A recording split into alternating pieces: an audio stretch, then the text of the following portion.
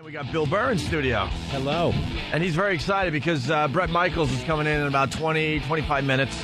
And you're a big fan of Rock of Love? Oh, great show.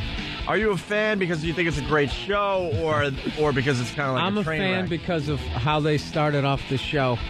Out of all the humiliating things I've seen on reality television, they basically get, it's basically Flavor of Love. So they get 25... Flavor of Love for white guys. Right. For the white audience. They get 25 white whores this time, right? They have them out in a driveway. And, Bret comes up in his yellow motorcycle. They're all going crazy. I got a Bret. And all that Right stuff, there, right? I think the show is ridiculous that they're going crazy over Bret Michaels. Right. I mean, back in the day, I understand he was with Pam and everybody else, but come on. No, but I mean, come on. if you saw these girls... That's not reality. If you saw these girls, though, they all look like the hottest girl at like Denny's. I mean, retired stripper looking girls. They're horrific, right? So he pulls up, everybody goes crazy, and then he walks in the house, and his big bouncer guy stands there and he's looking at him, welcoming them all, and all of a sudden he just starts calling off names.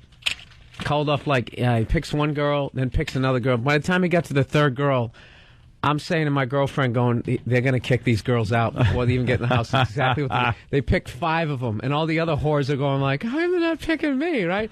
They get done picking 5 of these girls, and they're hideous. They look they're just awful looking.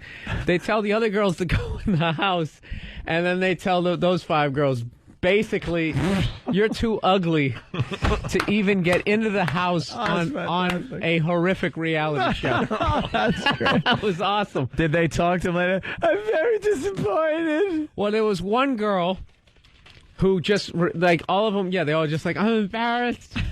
I came all the way from Iowa. They're just, from horrific states, right? The bus from Oklahoma City was 72 hours just to get to Utah. I deserved more, right? But one girl just refused to leave. Wow. She was just the whore that wouldn't quit, right? So she comes back, and just starts pounding on the door. And then they just had to let her in. And, she looked like she was every bit of 47. Oh, my God. Is that Tiffany? That was the girl who kept going, "Don't threaten me with a good time." Oh, Tiffany. We got that clip, actually. Don't threaten me with a good time. That was her catchphrase. They did a montage last night. I don't know if it was on last night. I have it on DVR or whatever. But the episode I saw, they did a montage of her saying that over and over again. And when she says it is basically when someone's telling her to get her life together. Someone's criticizing her. Someone's trying to give her some real good advice, and that's what she's. Yeah, if you don't shape up, we're kicking you out of the house. Don't threaten me with a good time. If you don't get off drugs, we're taking away your children. Yeah. Don't threaten me with a good time. Dude, she was a mess. It's the catchphrase of the summer, though. Oh, it's fantastic. We got the clip of Tiffany trying to get back in the house after she was deemed too ugly to be in the house, right? Basically. Big Johnny called out 5 names. He told us, "You're out of here." By the way, Bill, thanks for the huge setup. Oh, no problem. Really? We just happen to have this clip.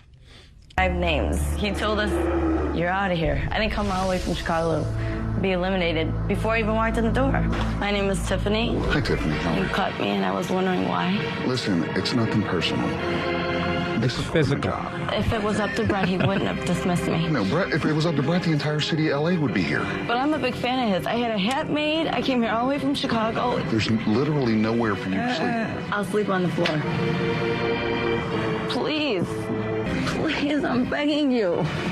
I'll sleep in the bathroom. I'll sleep in the kitchen. I don't care. I had a hat made. I'll do anything. Anything. The music bags. He finally said yeah, and I jumped up, hugged him, and I didn't let go. It's meant to be. Oh, man. What did you have made? A hat?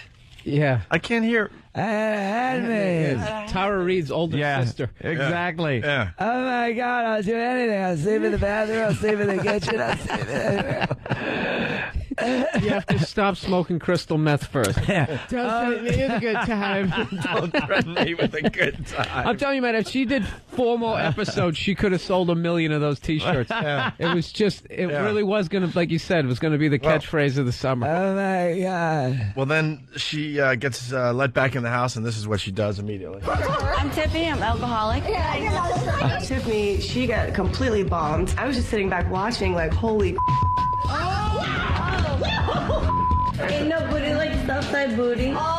Ain't bitch no bad enough to step front in my face. I got here this long. I'm not gonna go home now. Bret will keep me around.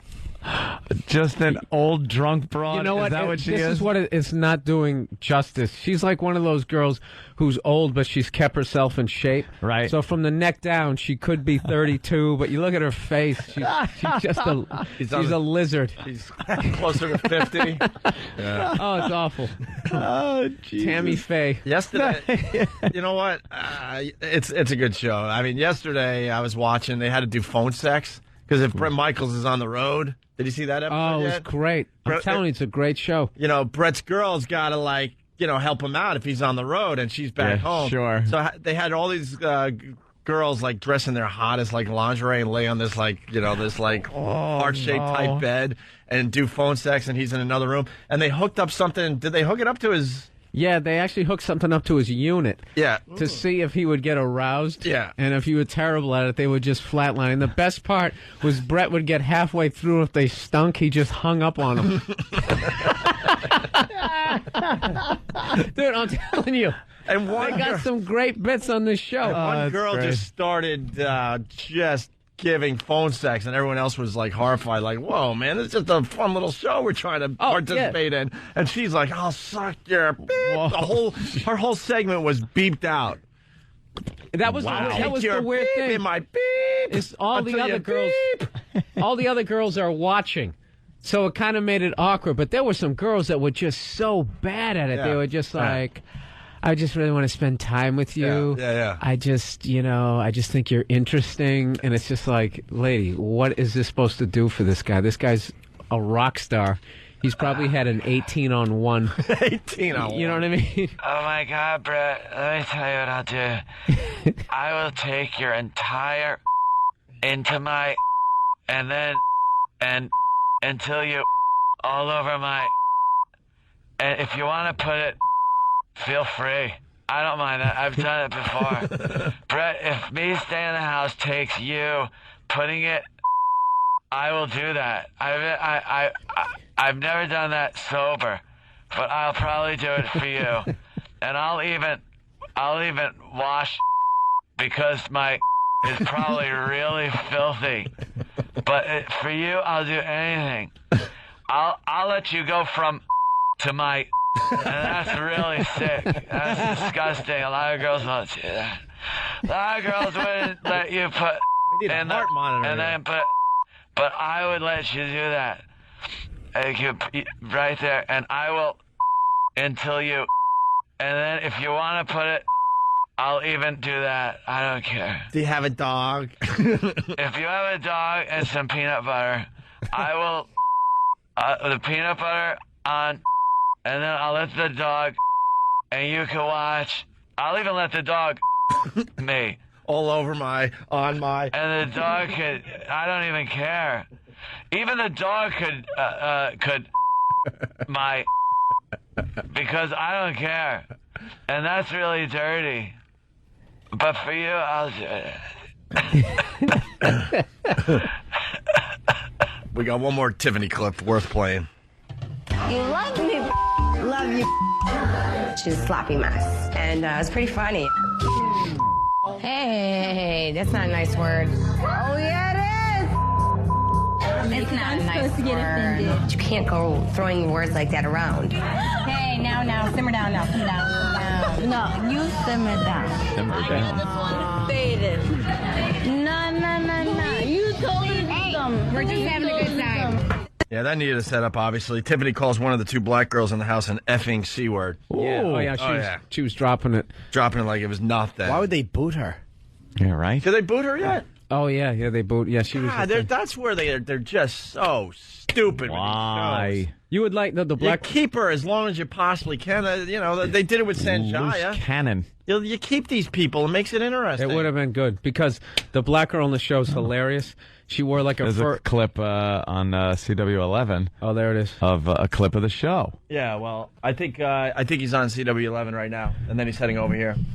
Oh, yeah, there he is. It's still 1988, dude. I was gonna say don't talk about him, but he's on there, so he can't be here. He can't listen to us right now. He looks good though, man. I gotta say, he doesn't look much different than he did a few years ago. Oh well.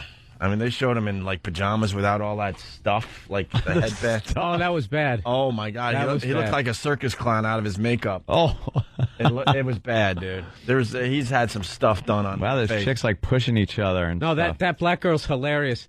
That girl there is like, she's really into animals, like PETA, and the black girl had a fur coat, and she goes, I hate animals. She goes, they're for food and clothing. And she goes, how can you say that? She goes, if there was an animal in here right now, I'd slit its throat. I swear to God, just to piss her off, and she totally took the bait. What was great on last night's episode, two girls went at it after the phone sex thing, and they're upstairs, and one girl has, like, I think the girl calls them circus boobs. Yeah. She's got implants that are so massive, and they're really high up, like way higher than they're supposed to be, and they just are bizarre. They're massive, and she calls them circus boobs. They are a little freakish looking. She looks like she has an ass on her chest. So the one girl thought she was going to be cocky and started making fun of her circus boobs. So the circus boob girl goes, oh yeah, and just starts making fun of her face, and it turns out the girl that has the kind of the face is a little off is because she was in a car accident at 50 stitches. Oh, Jesus. So she started the little fight,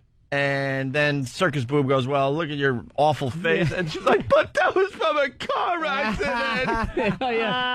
Like you went too far with this. And she started complaining to Bret, saying it's like a disability. Right. Would you make fun of somebody in a wheelchair? Right. But she was the one.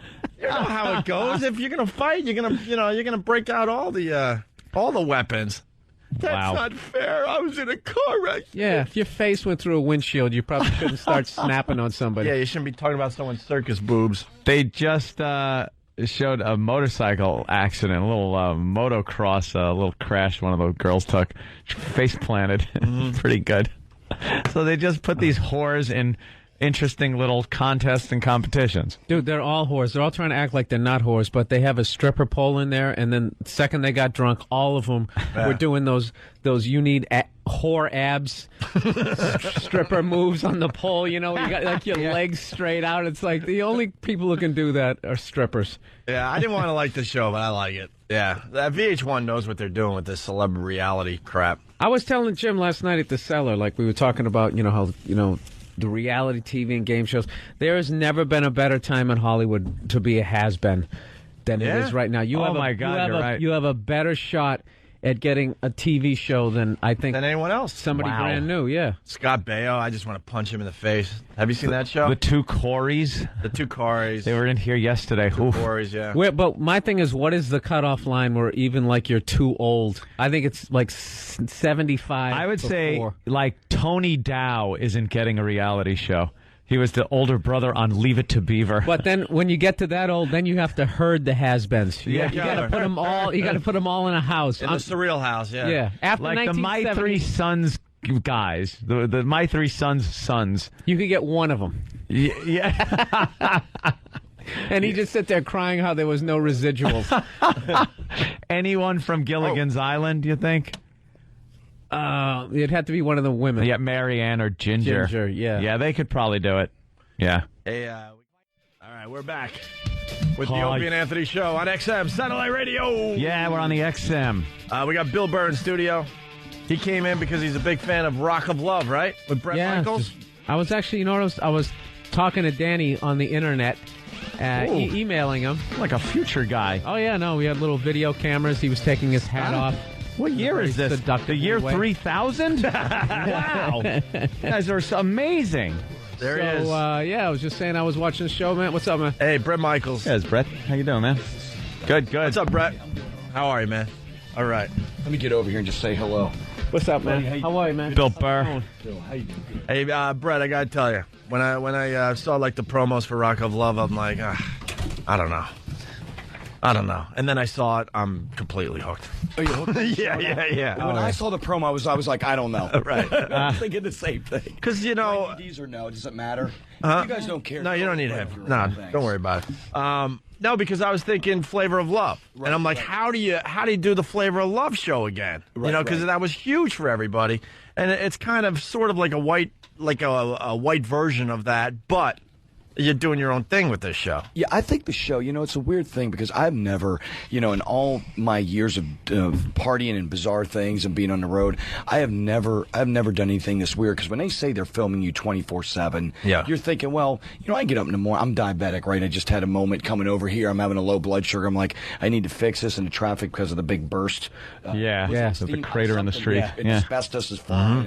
And I'm going. Gotta love New York, right? Yeah, my dad is like. It wouldn't be New York if we didn't have this stuff going on. But when I went in to do this, I got to be honest, I thought, man, 24/7, I'm pretty sure it's not going to be like that. But they literally, besides going to the bathroom, film everything you do. And I'm a pretty independent guy. I'm not a big posse guy. There's not like 80 agents don't tell me where to go, and I just do my thing. Right. And I got to be honest with you, it was the first day I pulled in there, they picked me up. VH1's pretty open about shooting stuff. It's not. I know you guys were having a debate the other day with the, I want to say the Corys about whether it's scripted or not. Yeah. Well, no. Let me. This is what's screwing up reality TV. We'll say it again, and I don't think it's really going on with your show. They've decided that they need to script reality shows. Right. And they did it with the Hogan family, and that's why I don't watch the Hogan family. Scott Baio why show, I stopped watching it.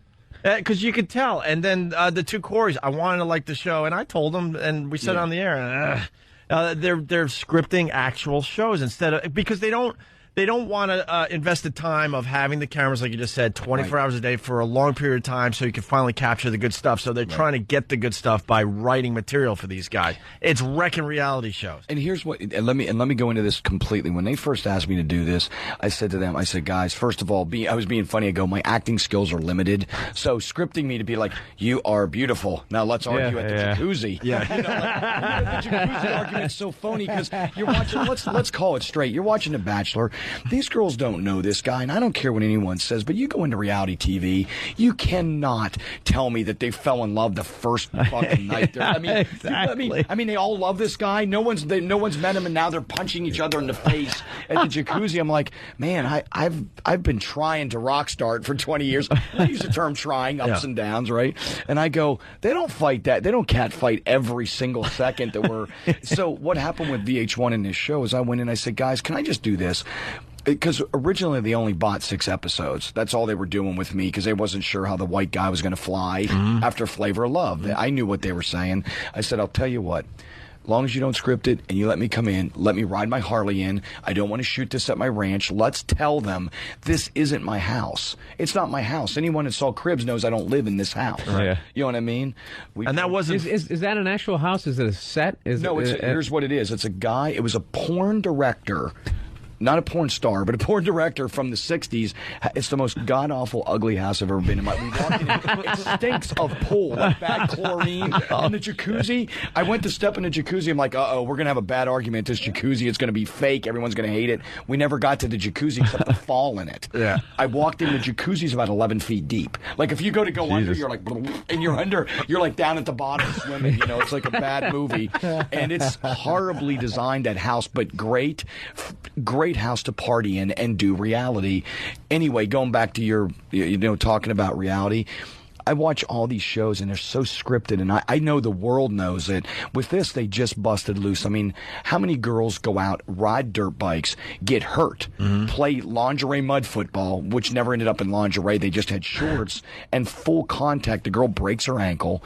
I mean, they get tattoos. Her first tattoo ever is my name on her neck. I said, you could get booted off, and may great. Have, but the face plant I saw. You were just just over on Channel 11 over here in New York. Yes, yeah. And we were watching some of the clips, and that face plant that chick takes off of that dirt bike is hysterical. And she endos. There's Oh, more my that they God. There's one that goes up in the air, and I said, I've been riding a long time, and I'm still don't got it down. And the girl's like, don't tell me how to ride. I can go fast. She took off, hit the thing, endoed, flipped. It was... Yeah, she hit it like a whoop-de-doo. If you're going straight, that's fine. You know, she might be able to go from point A to point B. But I could see before she even hit that thing, it was over, man. You knew it was she a starts, disaster. she can't, the handlebars are going, and she face plants. It's stunning. Yes, it is. Put it this way, the cracked tailbone doesn't make for good sex later on. There's just no... And here was my worst disaster that happened. One of the prettiest girls on the show, we play football, right? We go out, and they wet the field in the mud. Now, mud looks cool when you're doing those dives in slow-mo. Yeah. But when you're running in the mud, it sucks because you can't get going. Right? You get stuck. We fell about 60 times, and when we were done, we had pulled every muscle. So the girl that wins the date can't move her legs. She's like this. Hold on a minute. You know, she's like, I'm like, that's not going to really pan out for me later on too well. It was fun to do during the time we were shooting. That'd be great for you. She can't close them. You're trying to fuck her. She just got to keep her legs open. I love that part. I love. But she didn't go that way. She went this way. Now it was really fun. Oh, you couldn't open them. It was like a chicken wing. I got chicken winged and mermaid. When a girl mermaids, when they mermaid you on the date, you're screwed. You know when it goes tight. Oh, that's beautiful. She mermaided me, dude. She mermaided me. I got screwed, and not literally. Hey, who came up with the concept? Like, I thought that was the greatest beginning, as far as how you had all the girls out in the driveway, and then you had your security person weed out the horrific ones that they could not even go into the house. They didn't tell me they did that, because I don't know if they showed this on the first episode, but because I'm seeing bits and pieces of the first episode because we're on the road, right? And here's what kind of pissed me off with John, and I was being funny when I said it. I didn't get to meet all 25. And like when I pulled in, I know I may not be the fastest, but I'm pretty sure there's 25 girls.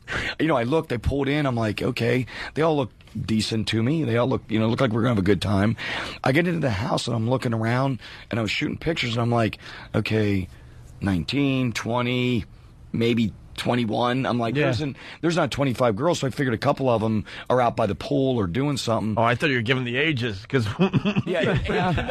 we saw a couple pushing 50 there, Bret. It was 21 to 70. All right, at least he's got I was going to say here somewhere. I was going to say, believe me, they did you a favor. Those 5 that they got rid of. Was that John did me a solid? Yeah, Okay. They all look like they signed the Declaration of Independence. Hey, isn't this my mom's friend?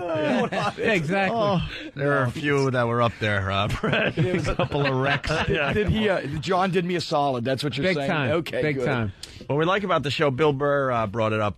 You guys got great bits. Thank you. You know, now was that when they were phone sexting? That was on this week sometime. I saw it on DVR. They had it was hooked up to your dick. Pretty much. And what it was is it's something they actually they're use. horrified in the other studio. This XM, we could just go with it here. They do use that stuff, though. Like Bret's been fired from the show. Can we remove Bret from the show immediately? Immediately. It wouldn't be the first time that a PR person takes a guest off our show. What they did is they did it. It's actually used to measure like blood pressure or blood flow. And being a diabetic, I know what it is because they do it for like your feet. You know, they do it after. I've been diabetic so long that they do it to make sure the shit's still working. Make sure there's blood flowing through you. Luckily, I got a little blood flow still going through there, and it's all still doing what it's supposed to do, and they hooked it up, and it was a very uncomfortable moment for me because when you're doing stuff and you're being funny on a tour bus, that's one thing. When you're doing it and there's a crew of people filming you doing it, you're like, this is kind of weird, you know what I mean? Yeah. And then I'm sitting there in those god-awful pajamas that I had made. I thought they would look funny, and it looked like I just had orange face. I mean, there was something going on that wasn't good. I'm like, I don't look good, but just let's roll with it. Hey, I was Bret, really unhappy, actually. I said that on the air. My face looked orange.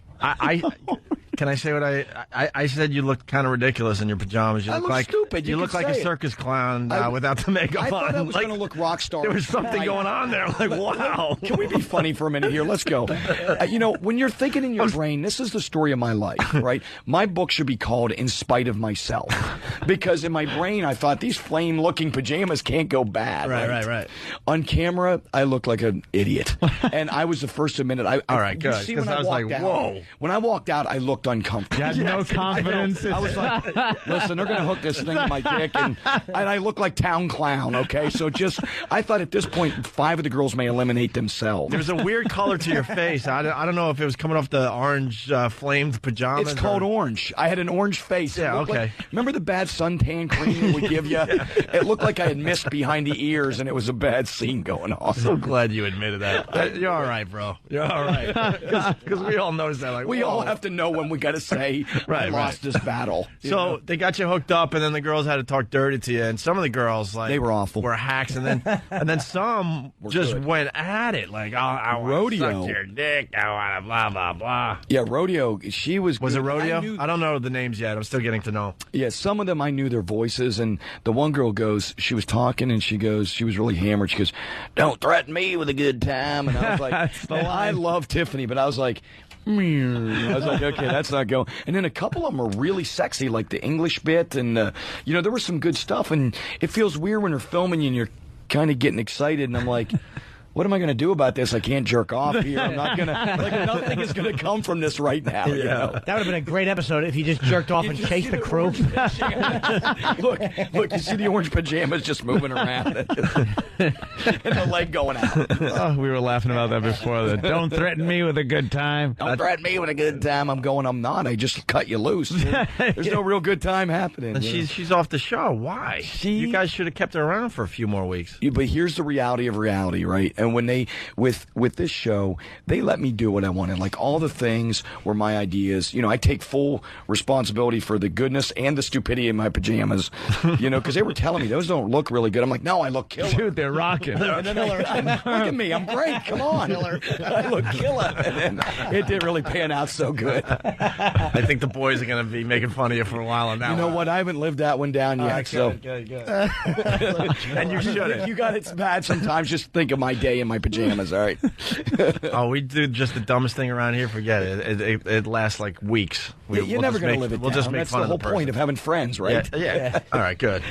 And it's funny. My friend I just saw last night met you casually. He's a comedian. He did a big festival you guys did in Oklahoma. Yeah, Jim, and he said he was on the bus with Bret, and he said he really does work 12 chicks at a time. It's a fucking miracle. He's like, he keeps everybody happy, makes sure everybody's drinks are full. He's a great guy. Then all of a sudden he disappears into the back, and there's a Star Trek door that opens on the tour bus, and one of the girls is gone. And you're like, oh, okay. Star Trek. We were playing cards back there, but for everyone else, it looks sexy as hell when you shut the Star Trek door. They're going to think we're screwing. You want to finish this game of Parcheesi before? Yeah, they think you're fucking. They hear Yahtzee. They're like, what is he doing? Remember, what was that game where you Boggle. No, Boggle? Was it Boggle? If your Trouble was one. Oh, Trouble. Where you pop a 6 and you move twice, race your men around the track and try to send the others back. But yeah, Rocklahoma, not only was it a great show for rock fans, but Poison, it was funny because a lot of the bands were down there, they sounded great. We just brought, because we're out on the road, we brought the full show. I mean, we went big rock and had a great time, but the after party on my bus was out of control. It was one of those ones, we had a bunch of guys, I'm a big supporter of our troops, so I had a bunch of the Marines up there, and a bunch of my buddies were going off to Iraq the next day. I said, guys, if you're going to Iraq, let's get you hammered now before you go. And he looked over at the girl's ass, he goes, that's why I do it. Right there. I mean, he goes, that's why we do it. I go, right hoorah. there. And then he, So you could stay here and fuck them? That's why they are heroes. That's why he did it. God damn. I love What our a selfless person. Really? Seems like a lot of the great rock from the 80s and stuff like that, like all the bands are touring again, man. It seems like everybody's going out and making money again. It's cool to see. Well, we've been fortunate with our band, I want to say this. We've been lucky because we've had really loyal fans, and even through, and I used John Bon Jovi and Def Leppard, and a few of us that have stayed at the top of the game through any genre. You have a couple that sort of stay there and kind of stay in the arenas and play.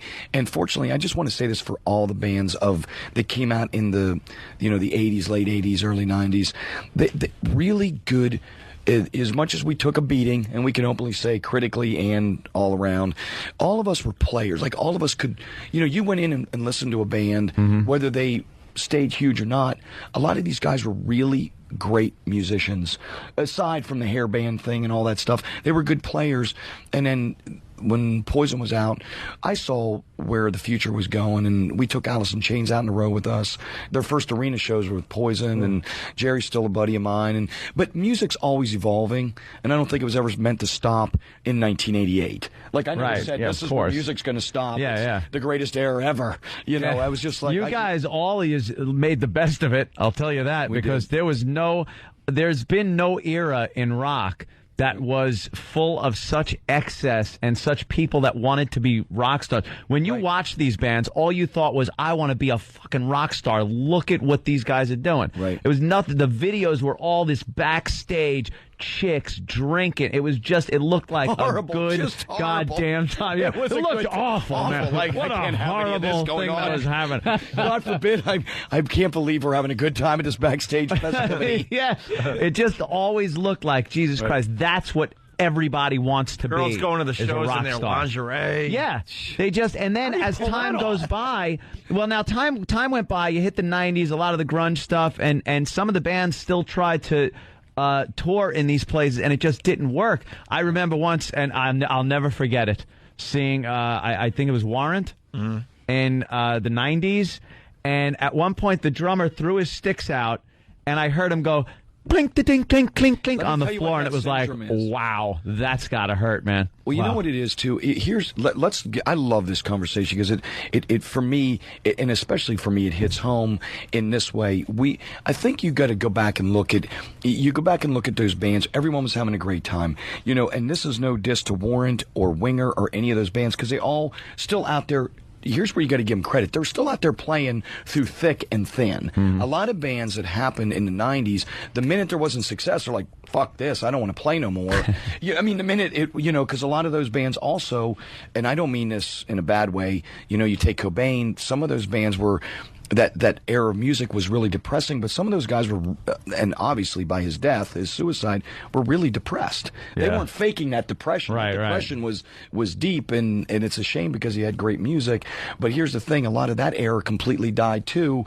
It just didn't get as beat up as our era. If you're going to live big, meaning if you're going to live excessive, you also got to remember you're going to take that beating when it comes down. I think it has to do with what the next transition is. And it transitioned into this, let's strip it down, let's like how we really feel. So a lot of the hair bands became like, what the fuck are these guys doing with the makeup and the the big hair and everything? It's like, it became like a joke. And it was a rebuttal kind of to what I mean, it was a backlash. But here's what the thing was funny with Poison. We always have been kind of that island unto ourselves, because no matter what, and again, in spite of ourselves, we were one of these bands who grew up, small garage band, Mechanicsburg, Pennsylvania.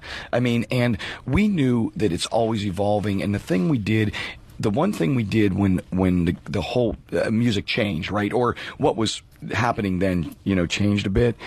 Our band never went in and said we hated what we did. And the mistake the bands of the 80s made, a lot of them, every one of them was like, oh, I was never in that band. I hated the music. And that's a diss to the fans. Yeah. If I grew up and bought every Kiss record, right, and all of a sudden Gene Simmons said, I've hated, or Paul said, I hated everything I did, or Robert Plant said, I think everything I did before now sucked, I'd be like, what do I do with the 42 albums or 8 tracks I purchased? Yeah, that was like that guy in Warrant. Like, he says, I could kill myself for writing that Cherry Pie song.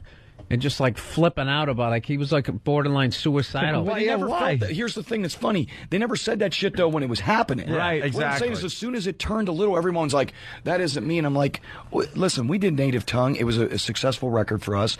Bon Jovi and Poison were the only 2 bands of that era that stayed in the arenas throughout our career. But because both of us said, hey, I wrote this, I admit my hair did look a little ridiculous, but at the same time, I lived and loved what I was doing. No, Bret, know what happened? You guys had more going on as a band, though, because I was a DJ, in the 80s, and what happened was these hair bands, like the first group had major talent, and then everyone else said, wow, this is my in the music business, so everyone did the hair band sound, and then everyone had to have a power ballad, and then what happens, it gets watered down. Absolutely. And then, like, they forget that Poison is bigger than this genre, and you get kind of thrown away with everybody. Absolutely. And that's exactly what happened with the hair bands, because I saw it coming. I'm like, that, when the power ballad first hit, it was like, wow, this is a cool concept. A rock band actually really slowing it down and everyone getting their lighters out and stuff. Right. But then every band that came out in that 5-year period had to have the power ballad. They made a formula. Right, it was a formula. There you go. Talking about like Rock of Love, and what happened with Every Rose for us, like we took, and we mix it up a little bit, because Poison, it's funny, each member, like CeCe's from Brooklyn, New York. So we love CeCe, by the way. He is awesome. He's done our show many times over the years. Yeah, and he does that CBGB. He's very the Ramones-y kind of. Yeah. And then I come in and I sort of bring a little bit of, I want to say, the Skinner, Zeppelin. I'm a classic rock, you know what I mean, mixed with some, my dad was a big country fan, so I grew up with a lot of that Americana feel. And then the other guys bring in, Ricky likes that Bowie kind of feel, and each of us adds an element. But when Every Rose hit, you nailed it. When Every Rose hit, including Capitol Records, nobody thought that song would be a success. And we were one of those bands that was fortunate, because no one in the beginning of our career wanted our publishing. Everyone's like, you guys will never have more than one single, blah, blah, blah. And damn, lucky. We were one of the fortunate bands that, just like Metallica, we just, I said, if I'm going to make it, let's make it on our own terms. Mm-hmm. And why give away my life? If we hit, why take some shitty advance? Meaning business-wise, I'm saying, why take some bad advance they're going to come chasing me for if I don't have another hit? Let's just take it if it writes and it's a hit. So many bands considered that making it. Hey, great, we're in huge debt. We made it. Hey, this is great. This is the best. Let's get a hold of J.G. Wentworth. Yeah, this is great. And we've given away rights to everything we've ever worked on since I was 13 years old. Forever. How does that work, as far as, like, you get that advance, okay? But band gets an advance, and then their album flops. You're saying you got to pay them back? What, they just put you on the road? I don't know how they literally. I don't know how some of those bands did it. With ours, we've kept all of our masters and all of our, like, we are an independent band. Our first album, Cat Dragged In, was on Cyanide Music on Enigma. Meaning, when I say Enigma Records, they were distribution from a warehouse that we packed the shit up ourselves. And then when that record ended up, Talk Dirty to Me busted loose. And it really became a fan hit. Not that. Remember the early 90s when they could buy marketing teams to call in and say, make that song a hit? We actually came from an era where we didn't know what the fuck that was. So our real fans were actually calling in. And then. Just to explain, the radio stations or record companies would like hire marketing companies, and their whole job is to get young, guys, girls, what have you, flooding radio stations, requesting, let's say, a Poison requesting the songs to make. Oh yeah. Oh, Jesus. And then the station's like, wow, this must be a hit. What is it? What's good? And then no one knew for the first few years. Right. And then that band would come to town, and how you would know, they go to sell an arena and there'd be like 4 people there. Yeah. Hey, where are all the phone callers? What happened? All from the same marketing firm. Hey, Jesus Christ, we got our signage up and everything, and now it was huge in the late 80s. Yeah, they would hire these marketing firms to pump up these records for these guys. Yeah, we just weren't smart enough to do that, so it turned out to be a blessing. Right. The first metal band to do very soft music on their... Let me think. Black Sabbath. Yes. I love that. We love the Sabbath. Jimmy loves Sabbath. But, come on, if She's Gone off Technical Ecstasy or Changes, they always did Solitude off Master Reality. They always did a very soft, and then Kiss did it in like 76. Every bad boy has a soft side. Everybody thought it was... it was Kiss's invention. I love that one. Every bad boy has his soft side. The voice has to change. Right? Yeah. Have you ever listen to the music when they do, like we were going back to a reality show talking about Rock of Love? It's funny because when you do that, it is the weirdest thing, because you got to forget that a camera is...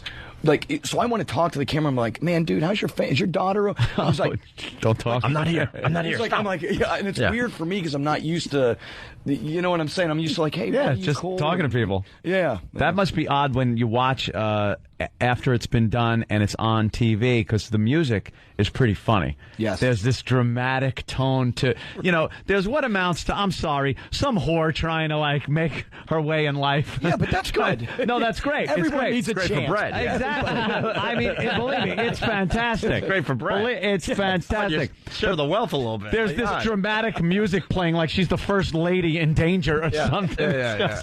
It's fantastic, man. Did you hear the knocking on the door, too? We added. Yeah. What was cool about the show, as I said, guys, when we do this, can we please do all the things that we all, and I'm a big Will Ferrell fan and all that, where they actually take, no, you know, like, yeah. You know what I mean? And I was like, and I said, please let's have some humor on this show and make it, along with the cat fights and whatever else we do, just have a good time. And I think that's what, the reason this thing has been their #1 show this season, and we beat the first season of Flavor Love's ratings and, you know, the new Hulk Hogan ratings, which, and the thing for me is I've never done a TV show, so for a lot of the fans out there, I want to thank them for tuning in, because it turned out to be a pretty huge show. Hey, just out of the reality of it, you know. One of the best things about being a rock star is, I heard David Lee Roth used to just go into Scores and other Cores. Yeah.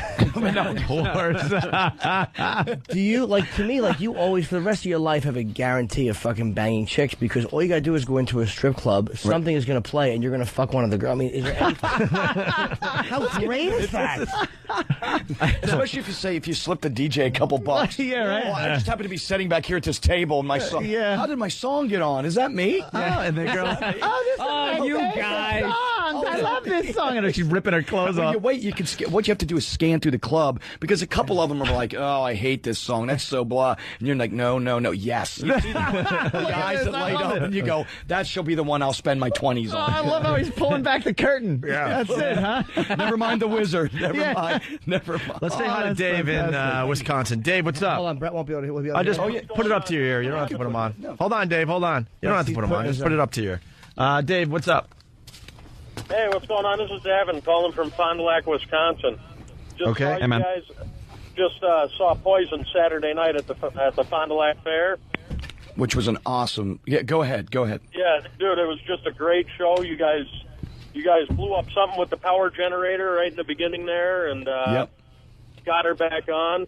I guess I was just wondering, did you catch any flack for the video that you had playing on the screen behind the stage?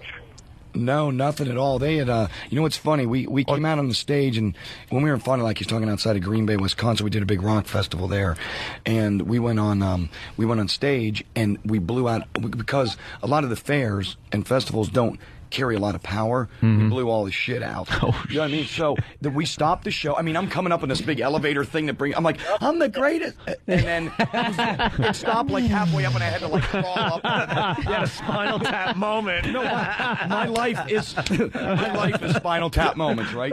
Spinal Tap moment. I'm literally coming up on the elevator thing, and I'm like, I'm the greatest. And then all of a sudden, and I climb off the top. We walk out with a bullhorn thing, and we're telling people, we'll be right back. They broke the attendance record there. It was like the biggest crowd they'd ever seen there, ever. And I'm like, we'll be right back. And remember, get a sandwich, grab a beer, you know, and then we came back out and restarted the entire show. How do you get the momentum going again? You just come back out. I got in the mic. I said, we're sorry. Here we go. Take two. At least you know the music's real. You know, all the instruments like, you know. I said, the place was actually loved it better that we didn't get all pissed off and busted. We're like, shit happens. Shit happens. This guy's talking about a video of a naked woman, though. Yeah, that was playing. You didn't get in trouble for that? No, we have a couple of screens that we shoot. We have some big screen stuff that's behind us, and there's like a girl dancing around, like a stripper dancing around on one of the songs. If we did, I sure didn't hear about it. Hey, give us another Spinal Tap moment. Oh my God, you gotta have a million. Did you have time? Give us another good one. We love asking you guys for your Spinal Tap moment. Here's one of my finest ever Spinal Tap moments. Now, can I go back to the club days, like the club days? Sure. We were playing a place called the Pine Grove Inn in Pine Grove, Pennsylvania. I'd have to read the set list, and it would say, like, you got another thing coming, Judas Priest, Living After Midnight, and then announce 2-for-1 nickel tuggers, and to nickel drafts, and then I would have to say, shake your hiney at the piney. Here's our next song. This is no lie. Our dressing room, I have this on video to prove it on Betamax. We would have to dress like people would have to walk past us, all four of them, to get to the bathroom. You took a shit beside the stage. I would have to change into my spandex. I'm like, hey, how you doing, buddy? I'm putting my furry leg warmers on because I wanted to give them a show. I always wanted to give him a show. Oh, yeah. But then Texas Jam. Let's cut a little to the future. 87. We're playing Texas Stadium. 83,000 people. Wow. I'm walking to the stage with Paul Stanley on my left, Steven Tyler on my right. They're giving me advice. I'm about to crap myself because I'm so nervous. I get up on the stage, and we had another Spinal Tap moment. The mic didn't work. I'm like, Texas, you... Right. And then we went to the chord, which left me about 2 inches of room to move. Right? We're filming the "I Won't Forget You" video. Paul Stanley comes out. He plays Strutter with us on stage. Place goes nuts. I go backstage afterwards. I go to jump. Now, in my mind, I live out a lot of my childhood fantasies of what rock is. Because you want to live it out, right? Sure. I'm like, I got 2 beers, and I went, and then this girl named Jerry Miller from Metal Edge was shooting a big, pictorial thing in Rolling Stone backstage.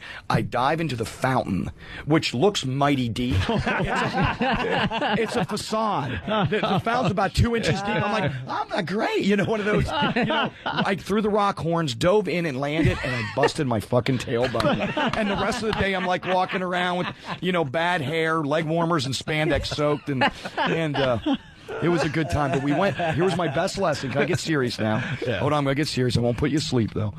My best lesson ever. We drove out of there that night, 83,000. This rocked. Life was good. We get to Carl's Corner, Texas. And we're at a truck stop, and I just left the place with people going insane. And this was the best moment of my life. There wasn't one person there knew or gave a shit who we were. And it was the best lesson. I said, you know what? All fame is fleeting. Do it for the right reason. Enjoy making music, and don't bust your tailbone in a facade pool or fountain anymore. But it was a great lesson.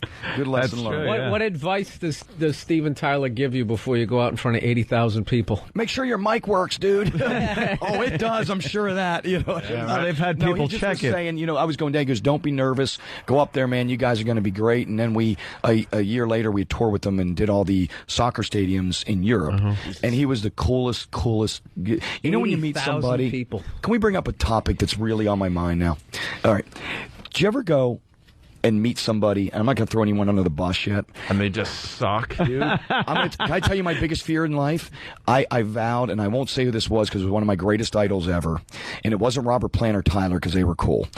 I met one of my biggest idols ever, and he was such a dick, and I vowed, and now I'm like nervous, like even backstage, I'm like, oh, they're here, I'm like, find out if they're cool first, because I don't, like, in my brain, I've got the posters and the shit. I'm like... How was he a dick, though? How was he a dick? Like, what was he? Was just completely, just condescending, cocky, arrogant dick. So was he with Paul Stanley when you met him? No.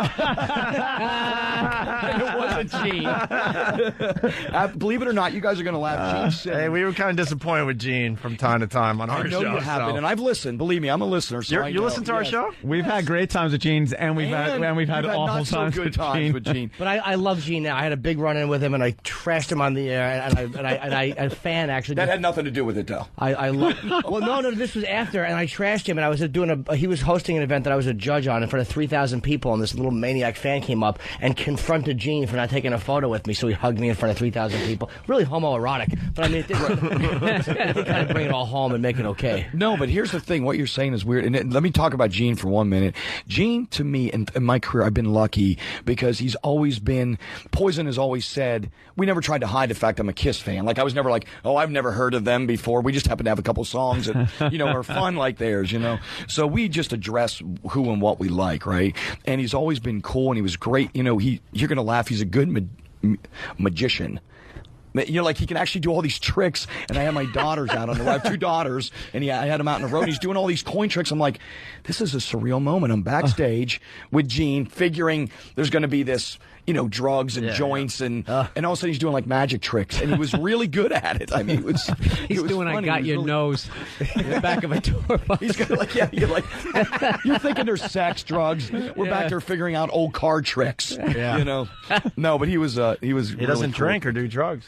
Do you know Kiss? That. Yeah, he does nothing. You know Kiss, right? Yeah. Okay, I would like you to help me.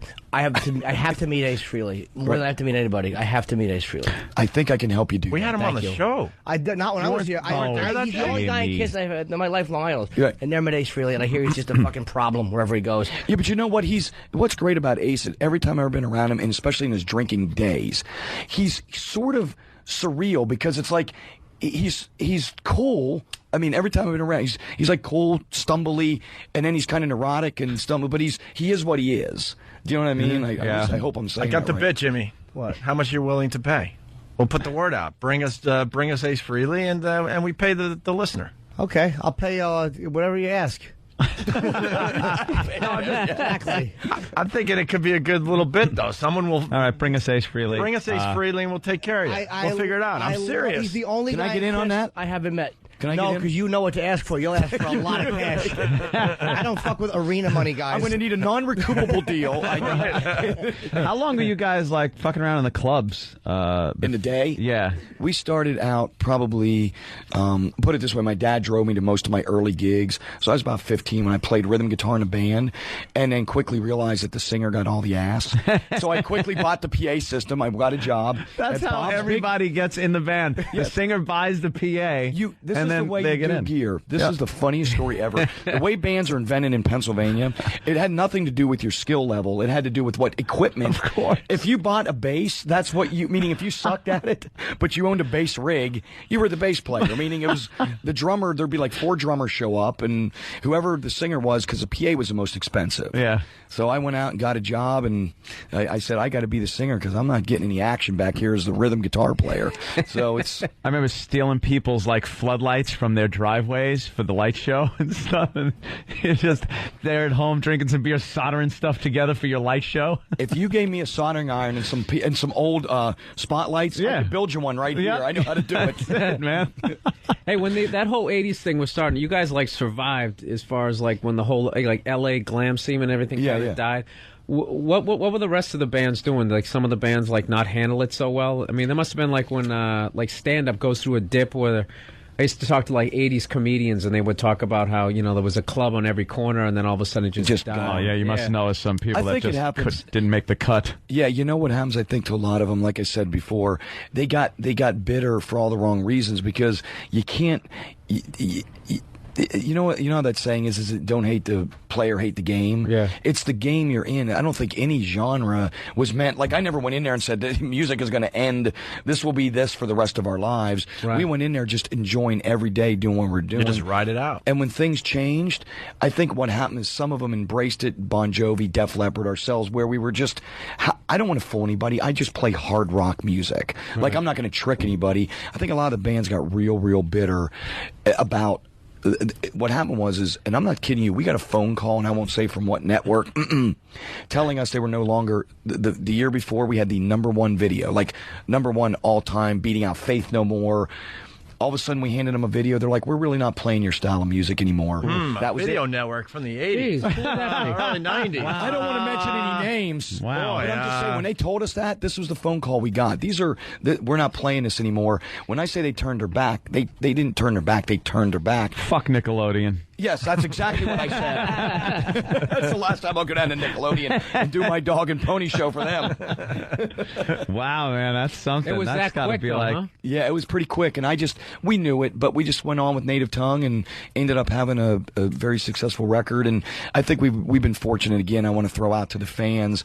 I think they realize with our band that I'm a fan of music, and when I go on stage, they know that I'm out there with them. I've never gone on there with the idea that I think I'm greater, even though I do like to throw a great after party. We were talking about that. But I never go on with the attitude that I'm better than this. I just feel like Rocklahoma was a great example of one of the best rock days. I mean, everyone out there, 40, 50,000 people just partying and having the time of their life. It was great. I have to ask this too, because everyone knows you dated Pam Anderson. I heard she used to carry a photo of your penis. Photo? I forced her to. Was it a photo? Was it a photo, or was it on her phone? It wasn't. We weren't real big. We didn't have a lot of phone technology in the early 95, 96 era, right? Some technology, but we still had the big click on. Remember? It was like the Motorola. It's like with the antenna though. Yeah, but you were rocking it, man. I'm cool. Hold on, let me get my shoe phone out. We had a couple great pictures together, and we kept them for medicinal reasons. We would carry them with us, and I took a picture of John Holmes' dick and said, "This is me." I just glued my head on it and said, "Here you go." Early Photoshop. And I just dimmed the lights a lot. I'm like, you don't need to look at this. Hold on a minute. I did the same thing with John Holmes, but I did it with his blood test results. Yeah. Wow. Broom. Wow. Wait, I messed up somehow. I did the wrong thing. They're running away from me. What did I do? Show him his dick or give him these results. I'm like, what should I do? Whatever happened to the sex tape? Did you guys squash it? We did. Well, you don't. You guys decided to squash it? You try to, and we did it because we both were in different relationships. I think had we been together, like her and Tommy, where it's not that big of a deal. Yeah. We're together. You're like, hey, comes out. It's kind of fun, cool, whatever. When you're not together and you both got kids, different relationships, and I just said, you know what? I think what pissed me off about it was that when you get threatened. Like, if I called you up and they literally threatened Pamela and I. Like, they're like, we don't give a shit what you think. Right. We will win this. We put out Pam and Tommy's. They couldn't stop that. And then when I got mad, we just went and got a federal injunction. And you don't ever really stop it. You just squish it and just try to control it. Yeah. Try to keep it as controlled as you can. You know. It wasn't on Nickelodeon for some reason. I don't know why. We're not playing your type of video. We got, we played last night at Jones Beach at the amphitheater, and then tonight we do this every year. It's a fan jam, and we pick out a station in a city. This year's New York. We're going to do the China Club tonight, where we just go old school. I call it CBGB, but I don't have a better term, but where it's just a couple amps, us plugged in, and do the set for a bunch of fans that they started announcing it the other day. Wow. Hey, that's pretty cool. And then we do Taj Mahal at the arena, Trump Taj Mahal, and then Saturday we're at the PNC in New Jersey. All right. Cool, man. Hey, let's go to Texas. We're talking to Bret Michaels, of course, star of Rock of Love. Let's not forget about his great reality show on VH1. That's the reason he's here. Him on here for anyway. That's the reason he really is here, but, so much to ask him. What's up, bro? Hey, man. You're talking to Bret Michaels. Yeah, man. I don't know your name, or I would have said it. So, what's your name? I'm sorry. My name is Bryce. I was just really big fan of Bret Michaels, and I know I'd like to get a rock scream. Oh, wow. I was hoping we could get a rock scream out of the All right, let me explain something. See, That's a good idea. Let me explain. We found this on the internet. This is fantastic. Yeah, what's this guy? Just put your headphones. No, it's not you. It's not. No, but this. You'll be happy it's not. We play this as a goof, and then it just took on a life of its own. So listen to this first.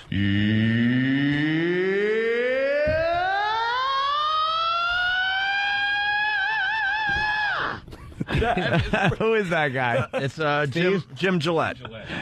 Yeah. Teaching? Is it a lesson? We don't know what it is. We believe so. It's his rock scream. So I know the name Jim Gillette, but he teaches vocals or something. Yeah. Oh, look at that. So that's serious? Yeah, we played that, and it took on a life of its own, and now we do this whole thing called Rock Scream Tuesday, and people because we like making fun of the. Do you want me to give you a good? Oh yeah. Let me just give all my excuses. I sang late. I partied late. Out of the way now. Dude, we would be flattered. Like, you don't even have to imitate that. Just do your own. Like a Paul Stanley. Whoa, whoa, whoa, whoa, whoa. You know when he does one of those. Whatever you feel like doing. Wow. That's all I got. I got nothing. I sang all night. I love that when you go to gig and I see, because I'm just talking band stories. I'm just talking band stories. I know how it is. Yeah. Oh, yeah. I know how it is. Band stories. When you think you're going to sound like shit. Yeah. And you're like, oh, my God, I can't believe this. My voice is shot from last night. You go up on stage, and you just best night of your life. Absolutely. Out there, and you have no reason why. And then there's some nights where you think you're going to kick ass, and you're like, what the fuck is happening to my range? Yeah, no, it's I live that daily. I have that Spinal Tap moment. The singers just have the worst position because you don't know. It's the best position because you get all the pussy, but you don't know day to day if you're gonna. Imagine the guitarist opens up his case and it's like, oh fuck, my guitar's smashed today. Right. Fuck. What am I gonna do? You know? Yeah. And if you don't, I'll tell you what kills a singer more than anything, and this is something I fall victim to a lot, is because we enjoy a good after party, is you booze, smoke, and all that stuff aside, lack of sleep will kill you. You know what I mean? Like when you don't sleep and you're just, but you get up on that stage, and some nights I go on there and I'm feeling like, man, tonight is going to be the best night ever. And then the monitors blow, something's not right, and you're like, you can't fix it. It's not like a guitar, you just turn it up. Just gotta go with it. Who's the biggest animal you ever worked with? Like rock star animal, like just like a fucking awful lifestyle you can't believe, like like partying. And like how are they still alive? Just exactly. Like how do you perform with the debauchery or the amount of amount of drugs and stuff. Well, whatever it is. Yeah. Any. You know what? I've quite a few. I'd probably say Cece and Bobby are they. Cece and Bobby. I thought I could throw a pretty good party, but being diabetic, there's a level where I have to cut it off. Sure. Right? Where I'm like, I've had a good time. I'm having fun, but Cece would do 3-nighters, and I'm telling you, I didn't know how he performed. Like, when I say don't know how he performed, he'd be sleeping 10 minutes before show, had been gacked out of his brain for like 3 days, and he would get on in Bobby, and I would be like, man, do you ever watch our Every Rose video where Bobby looks like he's like, he can't stand, but they could play unbelievable. Like, they would get on there and play, and I'd be like, fuck, how's he? I don't know how he's breathing, let alone. He's doing the solo, and and I'm like, amazing. A minute before we walked on, I thought we were have to hit him with a couple more bumps just to get him, through the show. And, hey, we got to get Bret out of here, unfortunately. Damn. This just hit yesterday. Brandy C from Rock of Love on VH1. This will help the show, by the way. Please. She's a porn star. I love Brandy. This just came out that Brandy C from Rock of Love on VH1 is a porn star. She goes by the name of Brittany on the website. BabyGotBoobs.com. All right. BabyGotBoobs.com. Is this her first porn, or she's been doing it for a while? I honestly don't know. Get tested. Yeah, I don't know. Why? You had fun with Brandy C, or what? Talked a lot. Yeah. I like him already. No bag, no nothing. I gave her a nice smattering. No. Yeah. What's the most at one time you ever had? That right there is a rock star answer. Let me think. Yeah, I got to go back. You got to think. Hey, turn that. Jesus. Texas has been real good to me. As he thinks, there's Brandy C from Rock of Love. Can I go over there? Yeah, go ahead. Take a look-see. She's the one on the left. Get that. What do you think? Oh yeah, Brandy C's hot. Wow. There she is as a porn star, as Brittany on BabyGotBoobs.com. Yeah, she's hot. She's the one on the left if you're looking at the... She told me she'd never been with a guy before. Yeah. Oh, damn you. Wow. Yeah, she's looking pretty good on there, though. I mean, she's doing all right. She's playing the fiddle. They're sharing that penis. They're so good with it. They both take the same amount of space on the sides. They're equally sharing the penis there. No selfishness, just enjoying it. No, she's awesome. Now, is she new at this? This is kind of turning me on. Is this her first? That's hilarious. Just sitting there with a dick right in the mouth. She's awesome. I love her. You sounded like she gave you a get well card or something. What a sweetheart. All right, let's. What a gal. What a gal. They're going to be yanking him out of here. So, Rock of Love, VH1, we're all hooked on the show. Bill Burr came in just to meet you because he's a big fan of the show. Thank you, as Bill. well. Absolutely. Hey, some of the things we're going to see as the show goes on. This week most incredible, and I say this is what makes it so real. These girls, including Brandy C, were such great sports, right? But they came out. And we race motocross this week. Next week we go in, we have a big rock jam. Then we go out to the gun range, shoot. Then we play you got to check out the mud football, full contact lingerie mud. All the contests are amazing. Oh. And you could tell none of you can't script that. I mean, it's knockdown, drag out, fist. I mean, it's good. And blown out ACLs. A lot of torn ACL. Yeah, there you go. Hey, Bret, you're really cool, man. You got to come back when the show's over because we want to get all the inside scoop. Done. Like how many girls you banged. Anytime you guys what have kind me of on, diseases you got from these broads. We're going to really get that. Well, Brandy, I'm surprised. She told me I was the first guy she'd ever been with. I'm a little shocked. Aww. Maybe she wasn't. Maybe they just CGI'd a penis in there. Maybe that was actually an apple or a banana. I'm thinking that's what happened. Yeah, they just photoshopped it. I'm sure you're heartbroken and I'm down. He's going to be crying all day. Guys, I'm going to be in a corner crying. Yeah. Over there for a while. Yes. It's Rock of Love, Sundays at 9 p.m. on VH1.